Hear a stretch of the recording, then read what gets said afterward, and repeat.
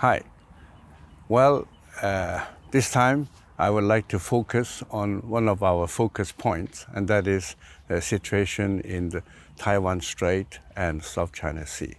It is not a regional issue, it is a global issue, because when things go bad there, then it will have a global influence. So the question is, as I'm used to mention, there is a threat coming from communist China, driven by the Chinese Communist Party.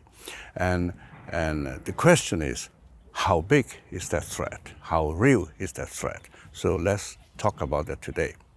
But before that, don't forget, check your subscription and also click your like afterwards, and make sure that you get that subscription work. So now, what happened recently? Last time I mentioned, the Chinese defense minister and also the foreign ministry of China suddenly claimed that the Taiwan Strait is the Chinese territorial water, which means they have the highness of the water. So if any foreign ship came in without permission, they have the right to fire. But they don't have the right, because the international rules say that you only have a territorial water of 12 sea miles from your coast. So in the middle of Taiwan Strait, that's the international water. And every year, thousands of ships from all countries going through that waterway, okay? And American warship has always been going through that waterway since decades, So that was a really provocation, suddenly saying that you are not allowed. And what happened is, only I think 1 or 2 weeks after that, the American frigate, American warship, went through that Taiwan Strait to demonstrate the freedom of navigation, as America said it. And what happened is, the Chinese Communist Navy dare not to fire, okay? But they did send a warship, follow the American warship all the way, and making warning and saying that you are in the Chinese water, you have to get out from it. And American warship just ignore it and continue their regular operation for freedom of navigation. So this is one hot point. Another hot point you guys should know, and that is in the past few weeks, there was a huge military exercise, Navy military exercise, participated by 26 countries, all from the democratic camp of the world. Many countries, just name it, almost everybody, but not China. China was excluded. And where do they perform that exercise? South China Sea, the southern part of South China Sea, very close to South China Sea. So it was very obvious the whole military operation or military exercise was targeted toward communist China. So the tension grew. Another thing that helped the tension to go even further, that is the Congress speaker, basically the president of the American Congress, Nancy Pelosi, announced that she's going to Taiwan for official visit in August.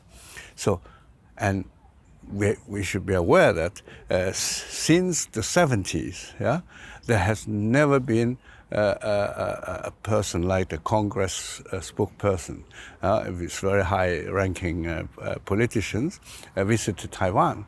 So this will be the first time for decades.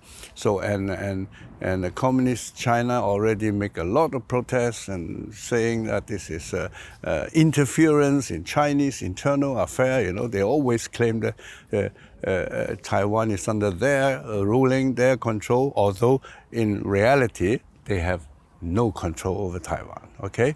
It's the government of Republic of China who has always controlling Taiwan since 1949, and actually even before that, And so all these make the tension grow. The question is, the question is, how real is this threat? How real is this threat?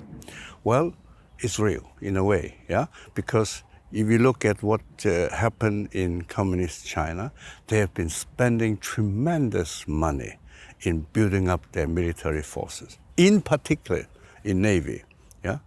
As I mentioned before, they are building double so many warships per year than America, okay? And the total number of warships have already exceeded the total number of American warships.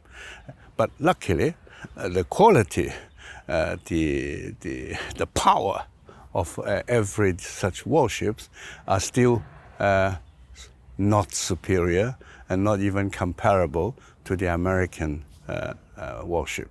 So that is, you can say, that outbalance the superior number in quantity. So, but you know, the threat, when we look at the threat, we have to see how such decision will be made. Is there a risk that the party boss will make a decision? First of all, I don't think the party boss alone can make a decision, you know, and he needs probably some sort of support from the military at least, yeah. If the generals are not his friends, then it will be difficult. But that I think Xi Jinping has solved the problem, because he has in the past 10 years he has been replacing military top bosses all the time to make sure that they are all his people, right? And so in that sense, again, the risk is high.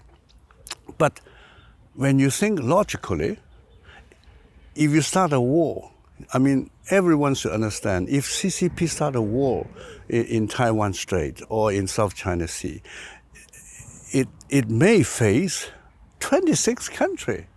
So, and no matter how many warships China had, no matter how superior the Chinese weapon in one or two other areas are, as a total power balance, they have no big chance to win such a big war, right? But the problem is, we think like this logically, yeah, and we reasoned in a normal way. But the problem is, with all dictators, when they are in trouble, they don't always think logically. I mean, look at Putin, yeah. Logically, most people will even think that no, it can't be possible that he suddenly invade Ukraine. Well, he did it, and then most people thought such a big Russia, they can probably fix the problem in a few days, but they didn't, right? Okay, but again, you know, we think Europe will never have war that easy, but it happened. Okay, now, so talking back to how big is the Chinese threat, the threat from the Chinese Communist Party? So we have to look at the strengths and the weakness. Now, there's another weakness. I want to point out two big weaknesses that China is in a much weaker position than America and the free world. One is corruption. China is, everybody knows, I mean, it's very corrupt. But they are very good in hiding the corruption. I mean, just make one example. Many high-ranking military, they got the position by bribing, right? Another big thing is, they have a lot of internal problems. Just name one example. I was recently in Sweden meeting different members of parliament. They all talk about one big problem China is facing, and that is the human rights issue. They have been persecuting Falun Gong practitioners for 23 years. They have been persecuting the Uyghurs, the Tibetans, and so on. And look, they claim that they could eliminate Falun Gong within 3 months in China and within 1 year outside China, but that never happened. There are still numerous Falun Gong practitioners active in China. We don't know how many because of the persecution and because of the ban. And outside China, there are people in more than 100 countries practicing Falun Gong. And you know, And one thing I find it also interesting in this talking about this threat is that Sweden is an interesting example because when I talk to the member of parliament and also Swedish people, I noticed the awareness of the threat from Communist China has increased tremendously in the last few years. Many politicians, member of parliament, they don't care now that we may upset China, that may jeopardize our business relation. No, many of them were directly condemning the organ harvesting on Falun Gong practitioners. You know, they kill living people, mainly Falun Gong practitioners, to take their organ and make big money out of it. I mean, a country doing this kind of thing, how strong they are really. They have been able to do it because they have been hiding it and lying it to the Chinese people. But one day when the Chinese people know they are doing all this crime, this dictatorship, this tyranny will just fall apart. So yes, the risk for war is there, but they will never win the war. Thank you for today.